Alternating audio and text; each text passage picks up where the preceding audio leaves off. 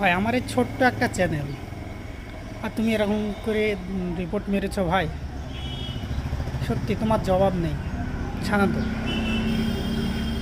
কি বলবো আর ভাই। রিপোর্ট মেরেছো, খুব ভালো করেছো। যদি আমার ভিডিওতে তোমার কোনো অসুবিধা হয় তাহলে ভাই দেখো না প্লিজ।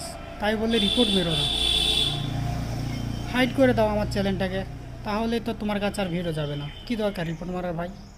খারাপ লাগলে সে লাগতেই পারে, সবার তো ভালো লাগে না।